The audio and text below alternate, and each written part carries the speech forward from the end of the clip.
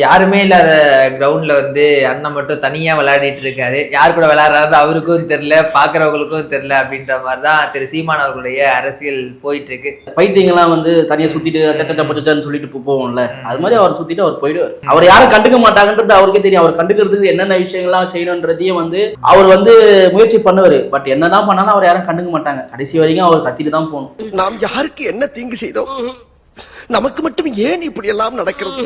அதிகாரத்தை கைப்பற்றணும் அப்படின்ற ஒரு சின்ன கட்சிகளாகட்டும் பெரிய கட்சிகள் எல்லாருக்குமே அந்த அதிகாரம் அப்படின்றதா அவங்களோட அல்டிமேட் எய்மா இருக்கும். ஆனா அண்ணனுக்கு வேற மாதிரி இருக்கே ப்ரோ. அண்ணனுக்கு அதிகாரம்லாம் எய்ம் கிடையாது. அண்ணனுக்கு பணம், பொட்டி, காசு, துட்டு, மணி இதுதான் எய்ம். அண்ணன் அதை நோக்கி மட்டும் தான் போறாரு. அதிகாரத்தை கைப்பற்றணும்னா அதுக்கான அரசியல் அண்ணன் செய்யறாருன்னா இது வரைக்கும் செய்யல, இதுக்கப்புறமும் செய்ய மாட்டாரு. மொத்தமா என்னையவே குறி வச்சு வந்தா என்னடா பண்றது? அவர் பேசிட்டு போயிடுறாரு. ஆனா தம்பிங்களோட நிலைமை தான் எதுக்கு முட்டு கொடுக்கறதுனே தெரியாத ஒரு சூழல் இருக்காங்க. நிஜமாக சொல்றேன், நாம் தமிழர் தோழர்களை போல பாவப்பட்ட தோழர்கள் நான் பார்த்ததில்லை. ஏன்னா அவங்களே கன்ஃபியூஸ் ஆயிடுவாங்க, என்னன்னா இவரு என்னதான் பேசுறாரு. ஒரு கட்டத்துல 50வது நினைவு நாளுக்கு பெரியாருக்கு நினைவு நிகழ்வு நடத்தினாரு, தொடர்ந்து நடத்திட்டு வந்தாரு. திடீர்னு எதுக்கு பெரியாரை எதிர்க்கிறாருன்னு கேட்டா அவங்களுக்கே அதுக்கு பதில் கிடையாது.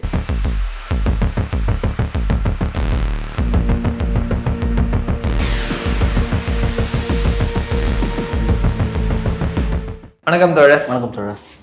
யாருமே இல்லாத கிரவுண்ட்ல அண்ணன் மட்டும் தனியா விளையாடிட்டு இருக்காரு. யார் கூட விளையாடுறாரு அவருக்கும் தெரியல, பார்க்கிறவங்களுக்கும் தெரியல அப்படின்ற மாதிரி தான் திரு சீமான் அவர்களுடைய அரசியல் போயிட்டு இருக்கு. முதற்கட்டமா அதை எப்படி பாக்குறீங்க? அது அண்ணனுக்கு புதுசு கிடையாதுல்ல. யாருமே இல்லாத கிரவுண்ட்ல விளையாடுறது தான் அண்ணனுக்கு அதுதான் அவருக்கு தேவை.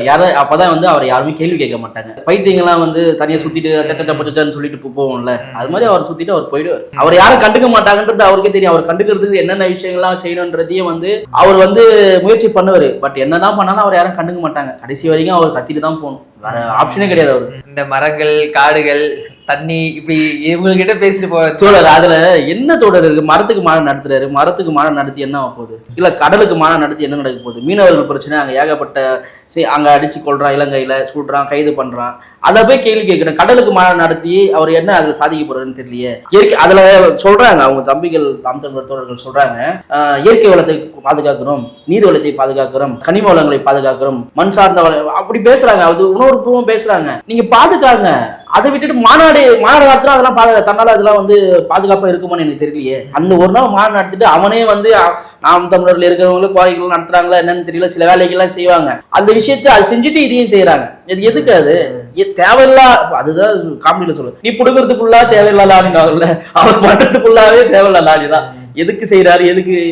அது அப்படிதான். அதை விட்டு நான் அப்படியே கண்டுக்காம விட்டுணும். ஏன்னா நீங்க மக்களுக்கு மாநாடு போட்டீங்கன்னா திரும்ப கேட்பல, நீ அப்போ ஒண்ணு பேசுற இப்போ ஒண்ணு பேசுற அப்படின்னு. மரம் செடி கொடி எல்லாம் கேட்காது இல்ல, அவர் பேசுறத கேட்டு போடு. அதனால கூட இருக்கலாம், கண்டிப்பா இருக்கலாம். கட்டு சோறு எல்லாம் கட்டின்னு வர சொல்லியிருக்காரு. கட்டு சோறு கட்டிட்டு என்ன போய் சாப்பிட்டு வரதுக்கு போறாலும் தெரியல. கட்டு சோறு கட்டிக்கின்னு கண்டிப்பா ஒரு நிலைப்பாடு ஒரே இடத்துல இருக்க மாட்டேல, மாறி மாறி பேசிட்டு இருக்காரு. நம்ம மாறி மாறி பேசுறோன்றது இப்ப இருக்கிற சோசியல் மீடியாலாம் ட்ரோல் பண்றாங்க, கண்டுபிடிச்சுறாங்க. அதனால கொஞ்ச நாள் மரச்செடி கூட போயிட்டு மாறி பேசுவோம், கடல் கிட்ட மாறி பேசுவோம், மண்ணு கிட்ட மாறி பேசுவோம், மலை கிட்ட மாறி பேசுவோம் அப்படின்ட்டு அங்க போயிட்டு புலம்பிட்டு இருக்காரு. எதுக்கு தோழர் அவருக்கு அரசியல்? எங்கன்னா வேற எதனா ஒரு வேலை எதனா பார்த்துட்டு போக சொல்லுங்க தோழர். இதே ஒரு வேலையை தானே பாக்குறாரு. அதுவும் ரைட்டு தான். இதுல வருகிற வருமானம் அதுல வருமா? உடல் உழைப்பு இல்லாம, எந்த ஒரு முயற்சியும் இல்லாம உட்காந்துக்கிட்டு சாப்பிட்றது இதை விட்டுட்டு யாரு போவாங்க? நல்ல சீமான நிலைச்சிட்டு இருக்காரு. ஆனா எல்லாருமே இந்த தேர்தல் அப்படின்ற ஒரு விஷயத்த அதிகாரத்தை கைப்பற்றணும் அப்படின்ற ஒரு சின்ன கட்சிகளாகட்டும் பெரிய கட்சிகள் எல்லாருக்குமே அந்த அதிகாரம் அப்படின்றதா அவங்களோட அல்டிமேட் எய்மா இருக்கும். ஆனா அண்ணனுக்கு வேற மாதிரி இருக்கே ப்ரோ. அண்ணனுக்கு அதிகாரம்லாம் எய்ம் கிடையாது. அண்ணனுக்கு பணம், பொட்டி, காசு, துட்டு, மணி இதுதான் எய்ம். அண்ணன் அதை நோக்கி மட்டும் தான் போறாரு. அதிகாரம் தான் எய்ம்னா அதிகாரத்துக்கான அரசியல் வேற. அதிகாரத்தை கைப்பற்றணும்னா அதுக்கான அரசியல் அண்ணன் செய்யறாருன்னா இது வரைக்கும் செய்யல, இதுக்கப்புறமும் செய்ய மாட்டாரு. இது வரைக்குமே அவருக்கு முன்னாடி இருந்த காலகட்டத்தில் சொல்றேன், ஜஸ்ட் ஏதோ ஒரு ஃபார்வர்டா கொஞ்சம் முன்னோக்கி நகர்ந்தாருன்னு கூட சொல்லலாம். 8% ஓட்டு வாங்கினாங்க, அங்கீகரிக்கப்பட்ட கட்சியா மாறினாங்க அப்படின்ற மாதிரிலாம் ஒரு சூழ்நிலை இருக்குதில்ல. ஆனா இதன் பிறகு அவருக்கு தொடர்ந்து இறங்கு முகமாக தான் இருக்கும். எப்போ ஒரு தனிநபர் தாக்கத்தில் ஈடுபட்டாரோ, எப்போ தந்தை பெரியார் அவரை பேசினாரோ, எப்போ திராவிடத்தை குறித்து பேசினாரோ, அப்போ அவரோட சோழி முடிஞ்சிச்சு. இதுக்கப்புறம் சீமான் என்ற சாப்டர் தமிழ்நாட்டு அரசியல்ல இருக்காது. இது வரைக்கும் தன்னோட சுயநலத்துக்காக, சம்பாதியத்துக்காக மட்டுமே பயன்படுத்தப்பட்ட அரசியல் தற்போது கொஞ்சமா அந்த கூடாரங்கள் காலியாகவும் அவரும் கொஞ்சம் கொஞ்சமா வீட்டில் அடக்கமா ஒடுக்கமா உட்காந்துருவான்னு நினைக்கிறேன். இப்போ பிஜேபி வந்து இந்துக்களை வச்சு மதத்தை வச்சு அரசியல் பண்றதா நம்ம வந்து நிறைய விமர்சனம் பண்றோம். இப்போ திரு சீமான் அவர்களும் அதே தானே பண்றாரு, தமிழர்கள் அப்படின்ட்டு அவரும் வந்து ஒரு இனத்தை நோக்கியான ஒரு என்ன சொல்றது, மக்களிடையே ஒரு பிரிவினை தானே ஏற்படுத்தப்பா, நீ தமிழர், நீ மலையாளி, நீ தெலுங்கு அப்படின்ற ஒரு பிரிவு. இதுவும் வந்து பாஜக அரசியல் ஒத்து போகுது தானே தோழர்? ஒத்து போகுது தான். அதனாலதான் பாஜகவை அடிக்கிற மாதிரி தான் அவனே அடிச்சுட்டு இருக்கிறோம். யார் அவர் அவ்வளவு சீக்கிரமா கொண்டுருவோம் நம்ம? அவர் வந்து அந்த பாஜகவோட அரசியல் அவர் செய்யறாரு இல்ல, பாஜகவோட சேர்ந்துதான் அரசியல் செய்யறாரு. அவங்க இவங்க தனித்தனியெல்லாம் பிரிக்க தேவையில்லை. காலகட்டத்தில் பாத்தீங்கன்னா அங்க ஒரு மாநில அளவுல மத்திய ஒன்றிய அளவுல பாத்தீங்கன்னா பிஜேபி, தமிழ்நாட்டு அளவில் பார்த்தீங்கன்னா இவங்களாம் ஒரு கூட்டணி. இங்கே பிஜேபி இருக்காங்கன்னா அவங்களோட அடுத்த ஒரு இதுதான் இவர் ஏபி தான். நம்ம யார் ஏபிலாம் இவங்க இவங்க பிலாம் சொல்ல தேவையில்ல. அப்பப்போ அவங்க ஏவா இருக்காங்க, இவங்க பியா இருக்காங்க, மாறிக்கிறாங்க. அப்படி நான் கொஞ்ச நாள் ஏவா இருக்கிறேன், நீ கொஞ்ச நாள் பியா இருக்கிற அந்த ஒரு கட்டத்தை அதுதான் நகர்ந்து போதை தவிர்த்து இவங்க வந்து தனியா நாம் தமிழர்ன்றது தமிழருக்கான அரசியல் பேசுறாங்களா அப்படின்னா அதுலேயே பல பிரிவினைகளை ஏற்படுத்தி பல மோதல்களை உருவாக்குறாங்க. மாற்றமா திடீர்னு மாத்தி பேசிட்டு இருக்காரு. இந்த மாதிரி அரசியல்கள்லாம் இங்க தேவைப்படலைன்றதுனாலதான் அவர் தொடர்ந்து பெரியார் இயக்கங்கள்லாம் சேர்ந்து மண்டிலேயே கொட்டிட்டு இருக்காங்க, இன்னும் கொட்டுவாங்க. இப்போ பொதுமக்களிடமே தந்தை பெரியார் குறித்து அவர் பேசின சில கருத்துக்கள் வந்து மிகப்பெரிய ஒரு அதிர்வலைகளையும் ஒரு எதிர்ப்பையும் வந்து அவருக்கு எதிராக வந்து கிளப்பி இருக்கிறத நம்ம பார்க்க முடியும். ஏன் அவர் பெரியார் சம்பந்தமே இல்லாம செய்யறாரு? இதுக்கு அவர் மேல ஒரு அட்ராக்ஷன் வரணும் தோழர். இப்போ அவருக்கு வந்து வெளிப்படையா சில விஷயங்கள் செஞ்சுட்டா நம்ம ஈஸியா கண்டுபிடிச்சிடும். இவர் வந்து RSS அரசியல் தான் பேசுறாரு, பார்ப்பனிய அரசியல், தமிழ் தேசிய அரசியல் தான் பேசல, பார்ப்பன அரசியல் தான் பேசுறாரு. தமிழ் தேசிய அரசியல் சொல்லிக்கொண்டு மேதக தலைவர் பிரபாகரன் அவர்களை முன்னிறுத்தும் போது அவரோட அரசியல் மேலிட பொறுப்பாளராக இருந்த பொட்டாமனை வந்து மயிரின்னு பேசினவர். இப்படிப்பட்ட ஒரு சூழ்நிலை தன்னை வந்து அதெல்லாம் காலங்கள் கடந்து அடுத்தடுத்த ஸ்டேஜுக்கு வரும்போது இப்போ யாரை தொட்டா நம்ம அடுத்த பிக் போக முடியும், இப்போ நம்ம எப்படி நம்மளை பரபரப்பா வச்சுக்க முடியுன்ற ஒரு விஷயம் இருக்குல்ல. அப்போ பெரியாரை மையப்படுத்தி தமிழ்நாடு அரசியல் நகரும் போது அங்க தொடுன்னு தான் தொடுறாரு. அது வந்து அவருக்கு தெரியல, இது எல்லாத்தையும் தொட்ட மாதிரி இங்க வந்து இது டச் பண்ணிட்டு அப்படி போயிடலாம் அப்படின்றது. இங்க டச் பண்ணவே விட மாட்டேன்றது தான் இங்க வந்து பெரியார் சிந்தனைகளும் அம்பேத்கர் உணர்வாளர்களும் வந்து தொடர்ந்து அவரை வந்து கொட்டிக்கிட்டே இருக்காங்க. அவரெல்லாம் எழுந்துக்கவே முடியாது. நீ என்ன ஒன்னா பொதுக்கூட்டம் வை, மாநாடு நடத்து, 4 பேரை கூட்டு வந்து மேடை பேச்சாளர்களை பேச வைங்க, என்ன வேணாலும் பண்ணுங்க, உங்களால இங்க பெரியாரை தவிர்த்து ஒன்றும் செய்ய முடியாது அப்படின்னு தான் நான் சொல்லுவேன். அதை அவரு கூட இருக்க தம்பிகளுக்கே புரியும்னு நினைக்கிறேன். கண்டிப்பா அது 100% அவங்களுக்கு தெரியும். அவங்களும் வேற ஆப்ஷன் இல்லாம இருக்கிறாங்கல்ல. இப்போ அவங்களையும் வந்து அவங்கள ஒரு சில இடத்துல வந்து முன்னிறுத்த பாக்குறாங்க. மற்ற அரசியல்ல வந்து நம்ம கொஞ்சம் கொஞ்சமா தான் அடுத்த லெவலுக்கு போனோம். இங்க வந்து நம்ம ஈஸியா பெரியாரை பேசிட்டோமா நம்ம டாப்ல வந்துடலாம் அப்படின்ற ஒரு நிலைப்பாட்டுல தம்பிகளை வந்து வழிநடத்தக்கூடிய இடத்துல தான் அண்ணன் இருக்காரு. இப்போ அவர் கரெக்டா இருந்தாருன்னா, சரியான அரசியல் பேசினாருன்னா இவங்களும் அடுத்த கட்ட அரசியல் நகருவாங்க. அவரே அப்படி பேசும்போது நம்ம அண்ணனை விட பெருசா வரணும் அப்படின்னு அவங்க நினைக்கிறாங்க. அப்போ அண்ணனை விட பெருசா அண்ணன் உங்களுக்கு என்ன சொல்லி கொடுத்துருக்காரு, பெரியாரை பத்தி இவ பேச சொல்லி கொடுத்துருக்காரு, பேசுவோம் அப்படின்ட்டு ஆளாளுக்கு பேசிட்டு இருக்காங்க. பேசிட்டு போவாங்க. யாருக்கு அதனால வந்து நஷ்டம் நினைக்கிறீங்க? தமிழகத்தை பொறுத்த வரைக்கும், தமிழக மக்களை பொறுத்த வரைக்கும் பெரியார் யாரெல்லாம் எதிர்க்கிறாங்களோ அவங்க தமிழக மக்களுக்கும் எதிரானவங்க அப்படின்னு தான் நம்ம புரிஞ்சுக்க முடியுது. தமிழகத்துல 2 கட்சி தான் வந்து பெரியார் எதிர்க்குது. ஒன்று பிஜேபி, இன்னொன்று வந்து சீமான். பிஜேபிக்கு என்ன நிலைமை அப்படின்றத நம்ம கண்கூடா பார்த்துட்டு இருக்கோம். சீமானும் அந்த நிலையை நோக்கி போயிட்டு இருக்காரோ? சீமானுக்கும் அதே நிலைமை தான். தமிழ்நாட்டை பொறுத்த வரைக்கும் பிஜேபிக்கு என்ன நிலைமையோ சீமானுக்கும் அதே நிலைமை தான், நாம் தமிழர் கட்சிக்கும் அதே நிலைமை தான். தமிழ்நாடு வந்து நீங்க பிரிவினை மத அரசியல், பிரிவினை அரசியல் பேசுறதுக்கெல்லாம் ஒருபோதும் வந்து இங்க யாருமே வந்து அவ்வளவு சீக்கிரமா உங்களை பேச விட்டுட்டுலாம் வேடிக்கை பார்க்க மாட்டோம். மற்ற மாநிலங்களை போல தமிழ்நாடு கிடையாது. மற்ற மாநிலங்களில் வந்து பிஜேபி சில விஷயங்களை செஞ்சிடறாங்கல்ல, அந்த விஷயங்களை வந்து தமிழ்நாட்டில் செய்ய நினைக்கிறாங்கன்னா அதை விட முட்டாள்தனம் வேற எதுவுமே கிடையாது. அந்த முட்டாள்தனத்தை அண்ணன் ஃபாலோ பண்ணாருன்னா அவரை விட முட்டாள் வேற யாருமே இருக்க மாட்டாங்க. அவருக்கே புரிஞ்சுக்கணும், புரிஞ்சு அரசியல் பண்ணாருன்னா இதை செய்ய மாட்டாங்க. பணத்துக்காக அரசியல் செஞ்சா இதை செஞ்சுதான் ஆகணும், வேற என்ன அவங்க சொல்லி கொடுக்குறது அவர் செய்யறாரு, அதுக்கு அமௌண்ட் வாங்கிக்கிறாரு. இல்ல அட்லீஸ்ட் பிஜேபியை தாங்க எடுத்த ஸ்டாண்ட்ல ரொம்ப ஸ்ட்ராங்கா இருக்காங்க. பெரியார் எதுக்குன்னா பெரியார் எதிர்க்கணும், எல்லா சூழலும் வந்து பெரியார் அவங்க எதிர்த்து தான் இருக்காங்க. ஆனா அண்ணா அப்படி இல்லையே.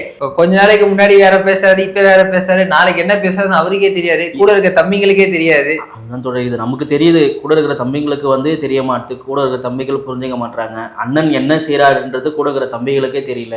அவர் மனம் போற போக்குல அவர் மட்டும் போயிட்டு இருக்காரு, அதுக்கு தம்பிகள் ஆதரிச்சுட்டு இருக்காங்க. இது எப்படியோ வந்து ஒரு நல்ல அரசியல் கட்சியா இருக்க முடியும், நல்ல அரசியல் அவர் ஒரு லீடரா இருக்க முடியும். லீடர் கிடையாது, அவர் சொல்லிக்கிறாங்க, தம்பிகள் சொல்லிக்கிறாங்க. இப்போ இந்த கட்டம் வந்து இது எது நோக்கி போகுதுன்னே தெரியாமையே ஒரு இயக்கம் இருக்குது. அந்த இயக்கத்துக்கு முன்னாடி இவ்வளோ தம்பிகள், இவ்வளோ தோழர்கள் எதுக்கு இருக்காங்கன்றது அவங்களுக்கும் தெரியல. அந்த இயக்கம் எதுக்கு இருக்குன்றது அவருக்குமே தெரியல. அவரை பொறுத்த வரைக்கும் மணி மைண்டடா சில வேலைகள் செய்யறாருன்றத இவங்க புரிஞ்சுக்கணும். இவங்க புரிஞ்சாதான் இவங்களோட அரசியல் கட்டம் அடுத்தது நகரும். இவங்க அது இல்லாம அந்த குண்டு சட்டிக்குள்ளே குதிரை ஓட்டியிருந்தாங்கன்னா கடைசி வரைக்கும் குண்டு சட்டிக்குள்ள தான் இருக்கணும். ஏன்னா அவர் வந்து பேசிட்டு போயிடுறாரு. ஆனா வந்து தம்பிங்களோட நிலைமை தான் வந்து எதுக்கு முட்டு கொடுக்கறதுனே தெரியாத ஒரு சூழல் இருக்காங்க.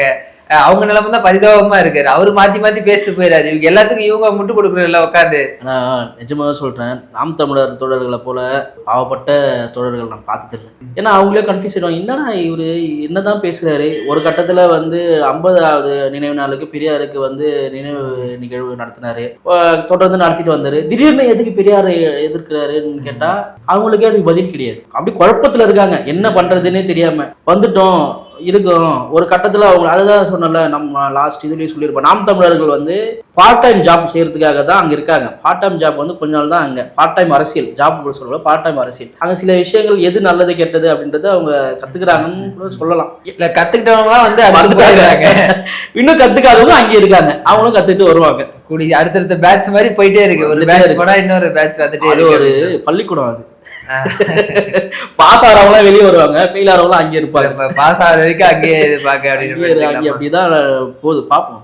இல்ல ஒரு எலெக்ஷன் தேதியேனும் அறிவிக்கல, அதுக்கான எந்த ஒரு சூழலும் எந்த ஒரு தகவலும் இப்ப இல்லாத போது அதுக்குள்ள வேட்பாளர்களை எல்லா இடத்துலயும் வந்து அறிவிக்கிறாரு. ஏன் இவ்வளவு சீக்கிரமா அறிவிக்க வேண்டிய அவசியம் என்ன? இவ்வளவு சீக்கிரமா அவரு அறிவிச்சு என்ன ஆக போகுதுன்னு அவருக்கும் தெரியல. இவ்வளவு சீக்கிரமா அறிவிக்கிறாருன்னா ஆல்ரெடி வந்து ஷெட்யூல் போட்டிருப்பாங்க, அண்ணா நான் இவ்வளவு தரேனே, அண்ணா இவ்வளவு தரேனே அப்படின்ட்டு ஒரு லிஸ்ட் போயிருக்கும். இந்த தொகுதியில 4 பேர் போட்டிடுறாங்களா, 4 பேர்ல யார் எவ்வளவு பெரிய அமௌண்ட் கொடுக்குறா, அவனை எலெக்ஷன் நிக்கவே அந்த லிஸ்ட்டை எடுத்துட்டு இருப்பாங்க. ஏன்னா அந்த டூரிங் எலெக்ஷன் டைம்ல நம்ம அது பரபரப்பான வேலையில நம்ம அந்த பேரங்கள் காசு விஷயத்தை நம்ம செய்ய முடியாது. முன்னாடியே டேட் அறிவிக்கிறாங்க, இல்ல எலெக்ஷன் வரதானே போகுது, வரட்டும், இப்போ லிஸ்ட் எடு, எல்லா தொகுதியிலும் லிஸ்ட் எடு, யார் நிக்கிறா, யார் எவ்வளவு கொடுக்குறா, எடுத்துட்டு வா பார்ப்போம், யார் அதிகம் டிக் பண்ணு, அடுத்த மீட்டிங் வர சொல்லு, ஒரு சால்வி ஒண்ணு போடுறேன், அந்த துண்டை போடுறேன், அவன் வேட்பாளர் நான் அறிவிக்கிறேன். அதுதான் செஞ்சுட்டு இருக்காரு.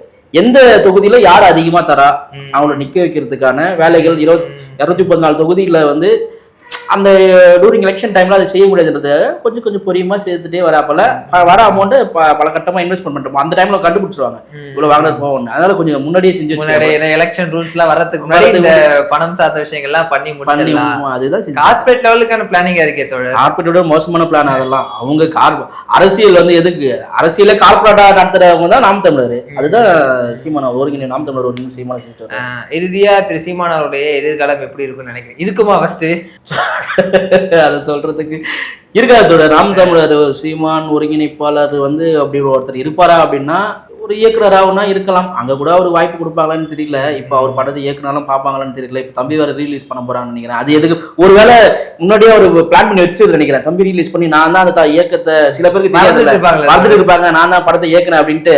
அடுத்த இயக்கத்துக்கு வரது கூட இப்ப சினிமால இருக்கிறவங்க அரசியல் போறாங்கல்ல, இவரும் அப்படிதானே போனாரு, திருப்பி இங்க வரதுக்கும் வாய்ப்பு இருக்கு. அதனால அது வேலைகளா இருக்கலாம், அதோட வேலைகளா இருக்கலாம். ஆனா இந்த தொழிலாளர் வேற கைவசம் வச்சிருக்காரு நிறைய தொழில் வச்சிருக்காரு. அவருக்கு சேஃப் ஆயிடும். தம்பிக்கு நிலைமை தான் என்ன அப்படின்றது தெரியல. பாஸ் ஆயிடுவாங்க, அவர் இல்லைன்னா பாஸ் ஆயிடுவாங்க. அதாவது ஒரு அவங்க அடுத்த கட்ட அரசியல் போனா நல்ல டீச்சர் வேணும். இவர் நல்ல டீச்சர் கிடையாது, ஒரு டீச்சரே கிடையாது. அது வந்து ஒரு சிலர் ஸ்டூடெண்ட்ஸ் எல்லாம் வந்து அவங்களே படிச்சு அடுத்த லெவலுக்கு வருவாங்கல்ல, அப்படிப்பட்டவங்க வெளியே வந்துட்டாங்க. இவர் இல்லைன்னா அவன் வந்து அவனோட புத்தி கூர்மையாயிடும், யோசிக்க ஆரம்பிச்சிருவான். அவன் அந்த அடுத்த கட்டத்துக்கு அவங்க வெளியேறி வந்துட்டே இருப்பாங்க. இவர் அடுத்த கட்ட தொழில் பார்க்க போயிடுவார். ரொம்ப நன்றி தோழர். நன்றி தோழர்.